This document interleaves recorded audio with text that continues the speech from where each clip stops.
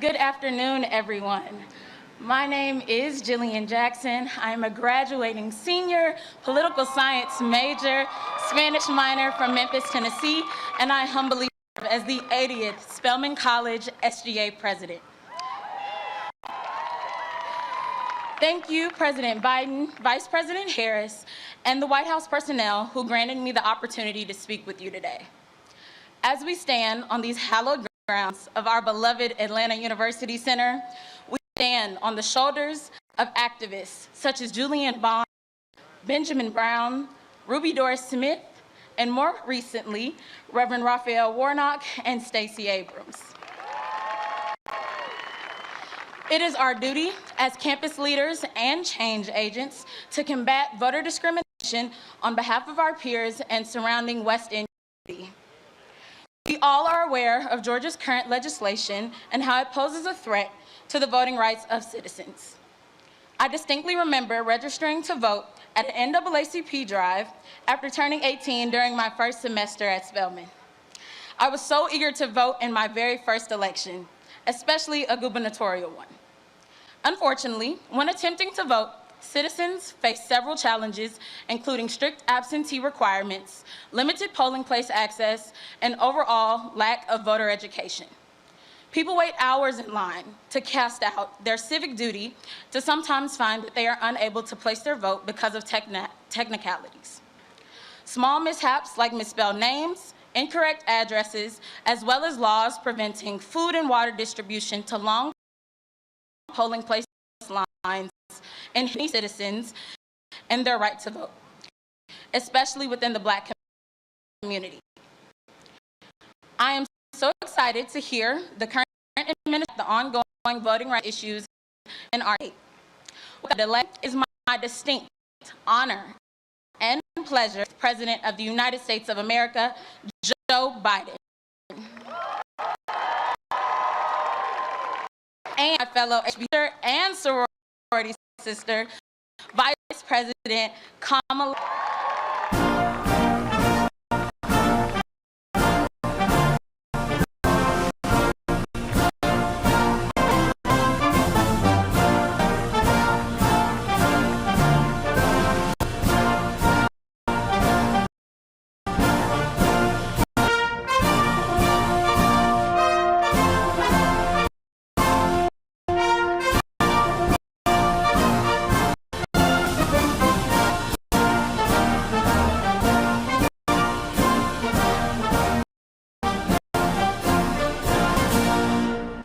Good afternoon, Atlanta. Good afternoon. Thank you for that beautiful introduction and for your leadership, what you do next. Thank you.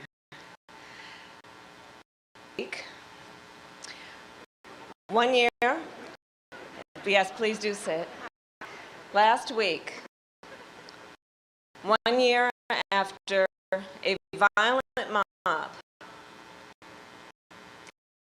the President of the United States and I spoke from its hallowed halls. And we made clear, we swore to preserve, protect, and defend the Constitution of the United States. Democracy. We will fight to secure our most fundamental freedom, and that is why we have come to Atlanta today, to the cradle of the civil rights movement, to Louis, on the eve of the birthday of Reverend Dr. Martin Luther King Jr. More than 55 years ago,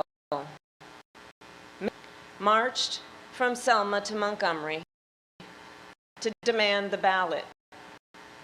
From the state capital, Alabama, Dr. King decried what he called normalcy, the normalcy Confederacy that was denying people the freedom to vote. The only accept, Dr. King said, is the normalcy of justice, and his resonate today. The last few years, we have seen so many anti-voter laws that there is a danger of to these laws, a danger of adjusting to these laws as though they are normal, a danger of being complacent, complicit. Anti-voter laws are not new in our nation, but we're deceived into thinking they are normal. We must not be deceiving. A law that makes it more difficult for students to vote is normal. We must not be deceived, thinking a law that makes it illegal to help a voter with a disability vote by mail is normal. There is nothing normal about a law that makes it illegal to pass out water to people standing in long voting lines. And I have met with voters in Georgia. I have heard your outrage about the anti-voter law here and how many voters will likely be kept from voting. And Georgia is not alone. Across our anti-voter laws could make it more difficult for as many as 55 million Americans to vote.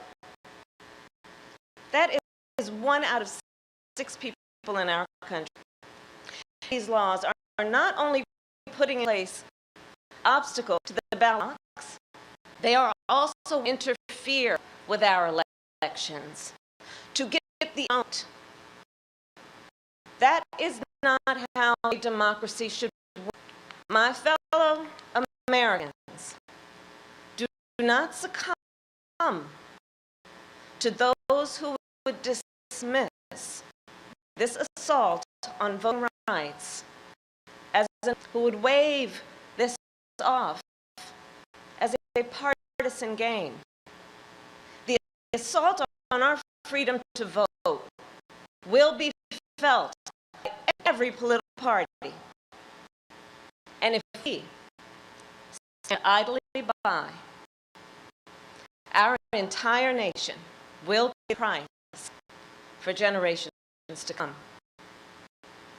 As Dr. King said, the battle is in hands. And today, the killer that the American people sent to the United States Senate. Landmark bills sit before the United States Senate. The John Lewis Voting Rights Advancement Act and the Freedom to Vote. And these two bills represent the first real opportunity to secure the freedom to vote. The Supreme Court gutted the Voting Rights Act nearly a decade ago. We do not know when we will have the opportunity again. Senate Republicans have exploited arcanes to block the bills.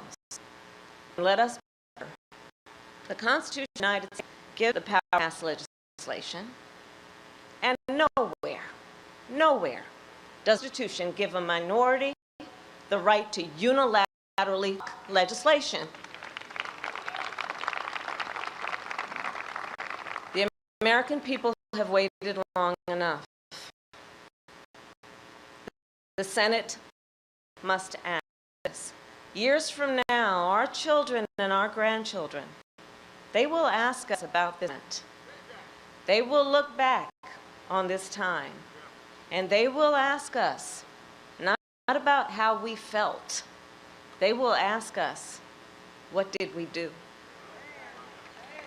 We cannot tell them that we let a Senate rule stand in the way of our most fundamental freedom. Instead, let us tell them that we of conscience and courage. Let us tell them we acted. This moment demands. Tell them we secured the freedom to vote, that we ensured free and fair elections, and we safeguarded our democracy for them and their children. My fellow Americans, it is my honor to introduce a leader who is unwavering in his commitment to defend our democracy and ensure the ballot prevails. The President of the United States of America, Joe Biden.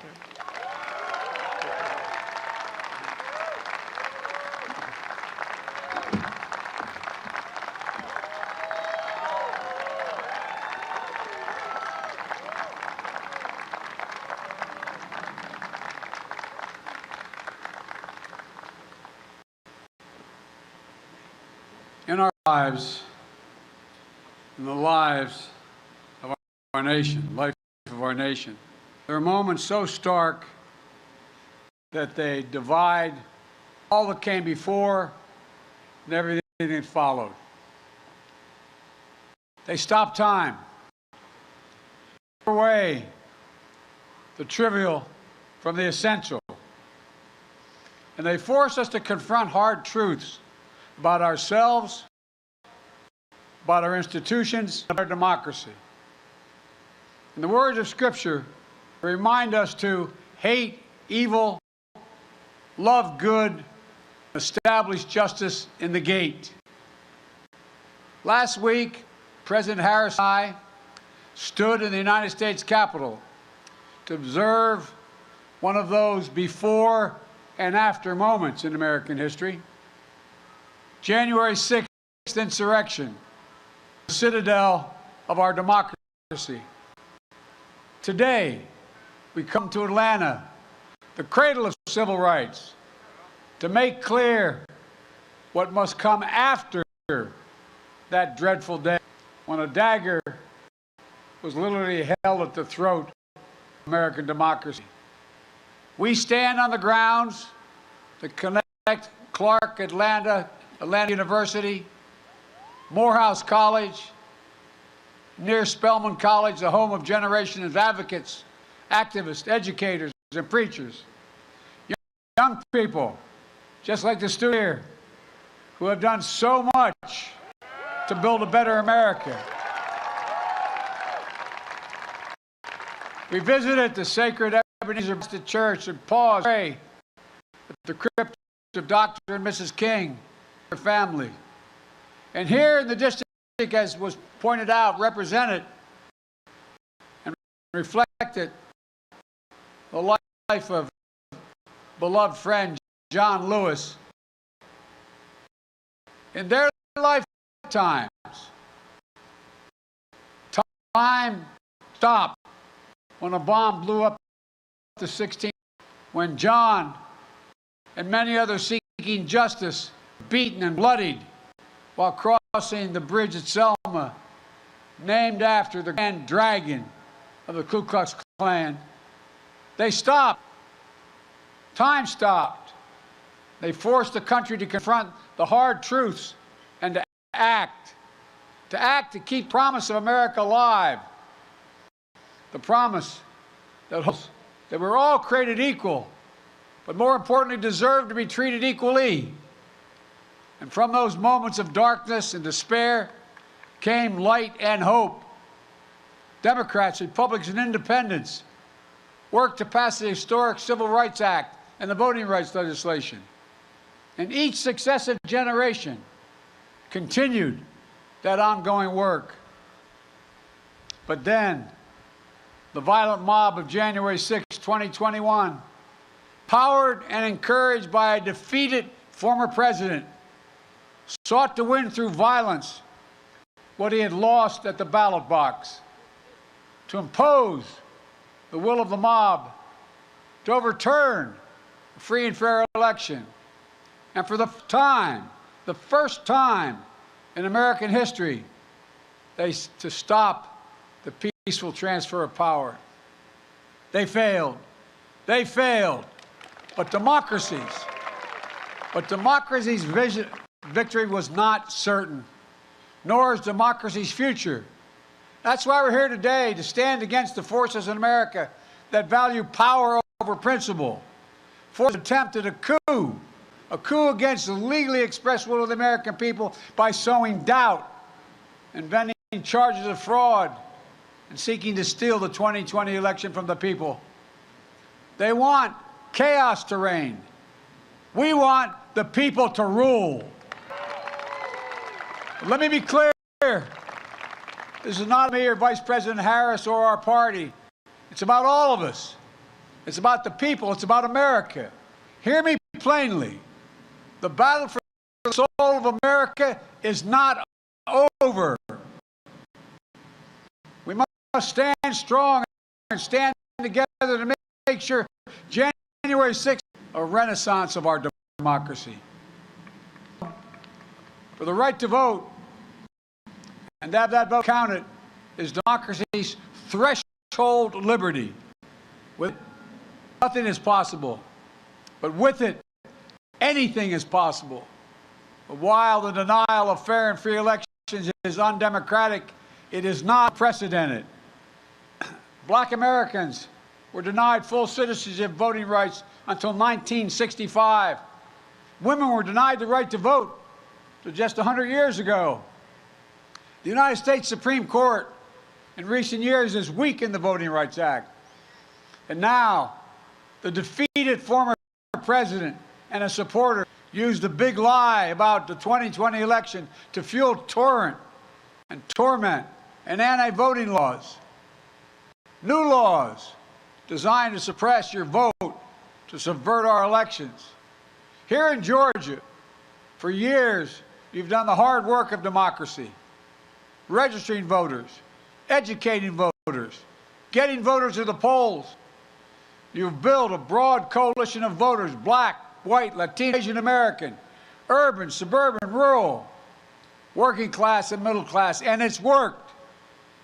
You've changed the state by bringing more people legally to the polls. That's how you won the historic elections for Senator Raphael Warnock and Senator John Ossoff. You did it the right way, the democratic way. And what's been the reaction of Republicans in Georgia? Choose the wrong way, the undemocratic way. To them, too many people voting in a democracy is a problem. So they're putting up obstacles. For example, voting by mail is a safe and convenient way to get more people to vote. So they're making it harder for you to vote by mail. The same way, I might add, in the 2020 election, President Trump voted from behind the desk in the White House in Florida, dropping your ballots off to secure drop boxes. It's safe, it's convenient, and you get more people to vote. So they're limiting the number of drop boxes and the hours you can use them. Taking away the options has a predictable effect. Longer lines at the polls. Lines that can last for hours. You've seen it with your own eyes. People get tired. They get hungry. When the Bible teaches us to feed the hungry and give water to the thirsty, the new Georgia law actually makes it illegal. Think of this. I mean, it's 2020. And now 22 going into that election. It makes it illegal to bring your neighbors, your fellow voters, food or water while they wait in line to vote. What in the heck are we talking about? I mean, think about it. That's not America. That's what it looks like when they suppress the right to vote. And here's how they plan to subvert the election. The Georgia Republican Party, the state legislature, has now given itself the power to make it easier for partisan actors, their cronies, to remove local election officials. Think about that. What happened the last election? The former president and allies pursued, threatened, and intimidated state and local election officials. Election workers, ordinary citizens were subject to death threats, menacing phone calls, people stalking them in their homes. Remember what the defeated former president said to the highest ranking election official, a Republican in this state? He said, quote, "I just want to find 11,780 votes." Pray God.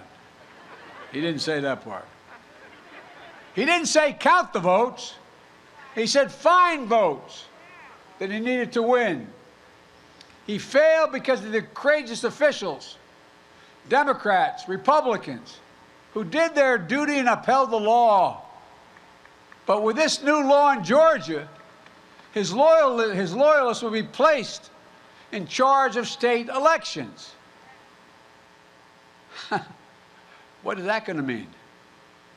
Well, the chances for chaos and subversion are even greater, as partisans seek the results they want, no matter what the voters have said, no matter what the count. The votes of nearly 5 million Georgians will be up for grabs if that law holds. It's not just here in Georgia. Last year alone, 19 states not proposed, but enacted 34 laws attacking voting rights. There were nearly 400 additional bills Republican members of state legislatures tried to pass. And now, Republican legislators in several states have already announced plans to escalate the onslaught this year. Their end game? To turn the will of the voters into a mere suggestion, something states can respect or ignore. Jim Crow 2.0 is about two insidious things: voter suppression and election subversion. It's no longer about who gets to vote. It's about making it harder to vote. It's about who gets to count the vote and whether your vote counts at all. It's not hyperbole. This is a fact. Look, this matters to all of us. The goal of the former president and his allies is to disenfranchise anyone who votes against them. Simple as that. The facts won't matter. Your vote won't matter. They'll just decide what they want and then do it. That's the kind of power you see in totalitarian states, not in democracies. We must be vigilant, and the world is watching. I know the majority of the world leaders, the good and the bad ones, adversaries and allies alike. They're watching American democracy and seeing whether we can meet this moment. And that's not hyperbole. When I showed up at the G7 with 7 other world leaders, there were a total of 9 present. Vice President Harris and I have spent our careers doing this work. I said, America's back. The response was, for how long? For how long? As someone who's worked in foreign policy my whole life, I never thought I would ever hear our allies say something like that. Over the past year, we've directed federal agencies to promote access to voting, led by the Vice President.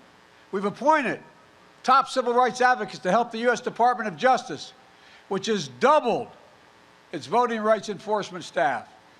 Today, we call on Congress to get done what history will judge. Pass the Freedom to Vote Act. Pass it now, which will prevent voter suppression. So that here in Georgia, there's full access to voting by mail. There are enough drop boxes during enough hours so that you can bring food and water as well to people waiting in line. The Freedom to Vote Act takes on election subversion to protect nonpartisan electors, officials who are doing their job from intimidation and interference. It would get dark money out of politics, create fair district maps, and ending partisan gerrymandering. Look, it's also time to pass the John Lewis Voting Rights Advancement Act.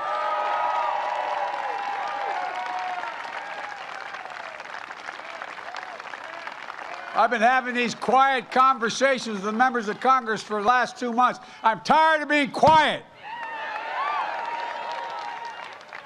Folks, it'll restore the strength of the Voting Rights Act of '65, the one President Johnson signed after John Lewis was beaten, nearly killed on Bloody Sunday, only to have the Supreme Court weakened it multiple times over the past decade. Restoring the Voting Rights Act would mean the Justice Department can stop discriminatory laws before they go into effect. Before they go into effect. The Vice President and I have supported voting rights bills since day one of this administration, but each and every time, Senate Republicans have blocked the way. Republicans oppose even debating the issue.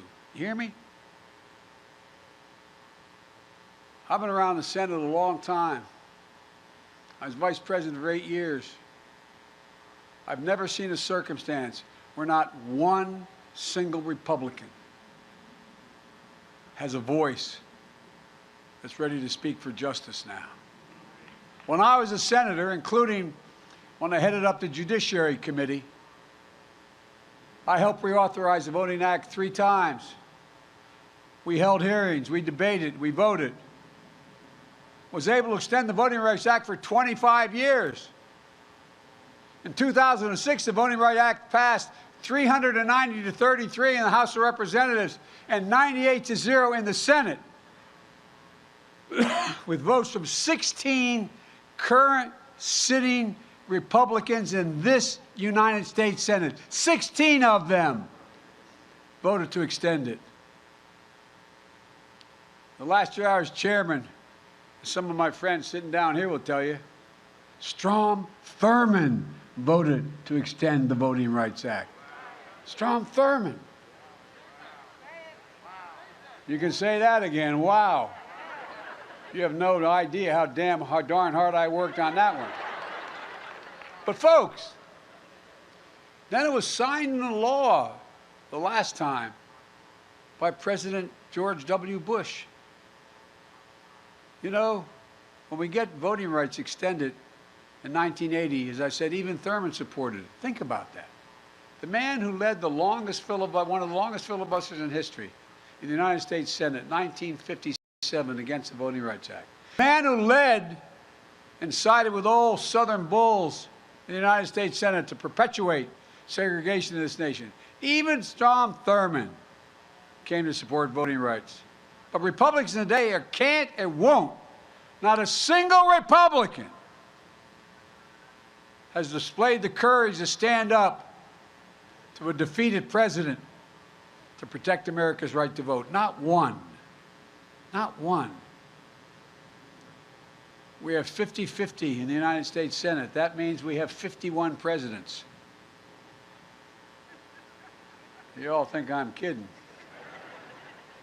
I've been pretty good at working with senators my career, but man, when you got 51 presidents, it gets harder. Any one can change the outcome. Sadly, the United States Senate, designed to be the world's greatest deliberative body, has been rendered a shell of its former self. It gives me no satisfaction in saying that as an institutionalist, as a man who was honored to serve in the Senate. But as an institutionalist, I believe that the threat to our democracy is so grave that we must find a way to pass these voting rights bills. Debate them, vote, let the majority prevail. And if that bare minimum is blocked, we have no option but to change the Senate rules, including getting rid of the filibuster for this.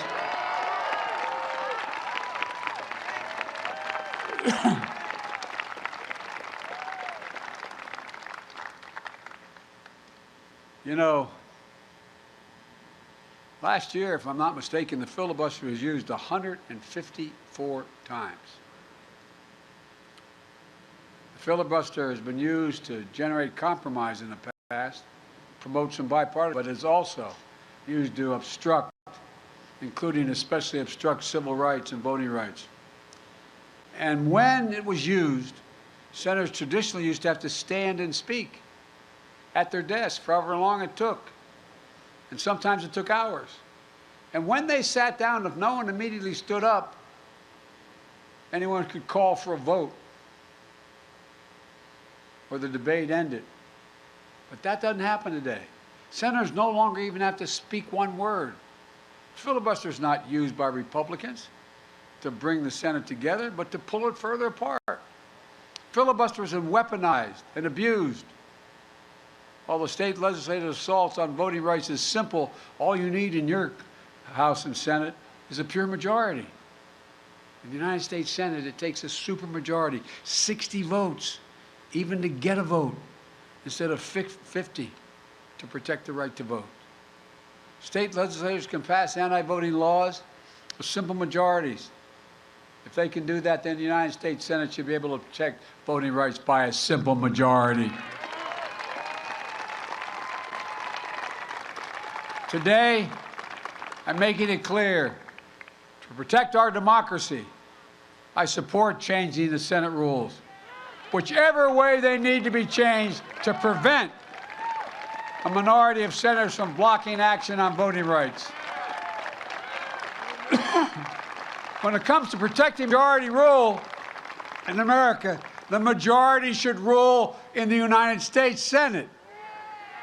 I make this announcement with careful deliberation, recognizing the fundamental right to vote is a right from which all other rights flow. And I make it with an appeal to my Republican colleagues, to those Republicans who believe in the rule of law, restore the bipartisan tradition of voting rights.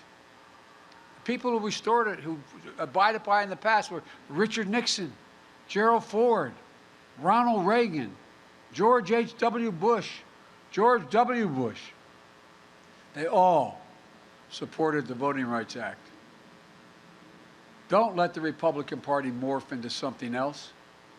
Restore the institution of the Senate the way it was designed to be. Senate rules were just changed to raise the debt ceiling so we wouldn't renege on our debt for the first time in our history, prevent an economic crisis. That was done by a simple majority. As Senator Warnock said a few weeks ago in a powerful speech, if we change the rules to protect the full faith and credit of the United States, we should be able to change the rules to protect the heart and soul of our democracy. He was right. In the days that followed John Lewis's death, there was an outpouring of praise and support across the political spectrum. But as we stand here today, it isn't enough just to praise his memory. We must translate eulogy into action. We need to follow John Lewis's footsteps. We need to support the bill in his name. Just a few days ago, we talked about, up in the Congress and the White House, the event coming up shortly to celebrate Dr. King's birthday. And Americans of all stripes will praise him for the content of his character. But as Dr. King's family said before, it's not enough to praise their father. They even said, on this holiday, don't celebrate his birthday unless you're willing to support what he lived for and what he died for. The next few days, when these bills come to a vote, will mark a turning point in this nation's history. We will choose. The issue is, will we choose democracy over autocracy, light over shadows, justice over injustice? I know where I stand. I will not yield. I will not flinch. I will defend the right to vote, our democracy against all enemies, foreign and, yes, domestic. And the question is, where will the institution of the United States Senate stand? Every senator, Democrat, Republican, and Independent, will have to declare where they stand, not just for the moment, but for the ages. Will you stand against voter suppression? Yes or no? That's the question they'll answer. Will you stand against election subversion? Yes or no? Will you stand for democracy? Yes or no? And here's one thing every senator, every American should remember. History has never been kind to those who've sided with voter suppression over voters' rights. And it'll even be less kind for those who side with election subversion. So I ask every elected official in America, how do you want to be remembered? At consequential moments in history, they present a choice. Do you want to be on the side of Dr. King or George Wallace? Do you want to be on the side of John Lewis or Bull Connor? Do you want to be on the side of Abraham Lincoln or Jefferson Davis? This is the moment to decide, to defend our elections, to defend our democracy. And if you do that, you will not be alone. That's because the struggle to protect voting rights has never been born by one group alone. We saw freedom riders of every race, leaders of every faith marching arm in arm, and yes, Democrats and Republicans in Congress of the United States and in the presidency. I did not live the struggles of Douglas, Tubman, King, Lewis, Goodman, Cheney, Swerner, countless others, known and unknown. I did not walk in the shoes of generations of students who walked these grounds, but I walked other grounds because I'm so damn old I was there as well.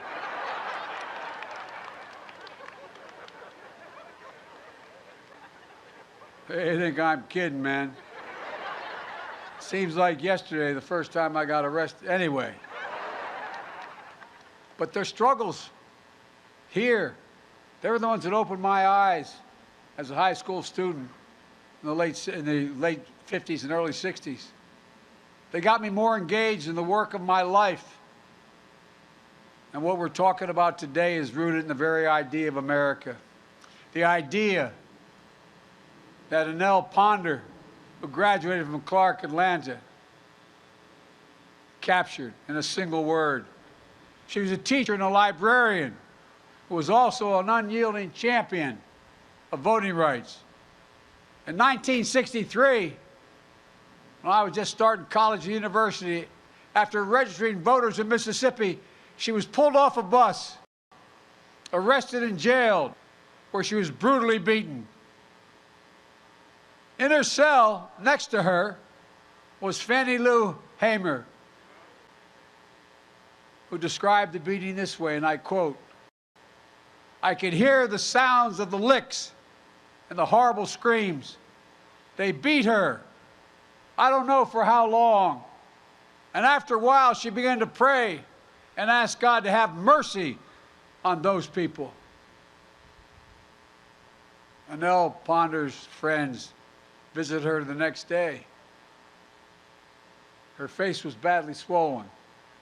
She could hardly talk, but she managed to whisper one word: freedom. Freedom, the only word she whispered. After nearly 250 years since our founding, that singular idea still echoes, but it's up to all of us to make sure it never fades, especially the students here, your generation, that just started voting, as there are those who are trying to take away that vote you just started to be able to exercise. But the giants we honor today were your age when they made clear who we must be as a nation. Not a joke. Think about it. In the early 60s, they were sitting where you're sitting. They were you. And like them, you give me much hope for the future. Before and after in our lives and in the life of this nation, democracy is who we are, who we must be, now and forever. So let's stand in this breach together. Let's love good establish justice in the gate. And remember, as I said, this is one of those defining moments in American history.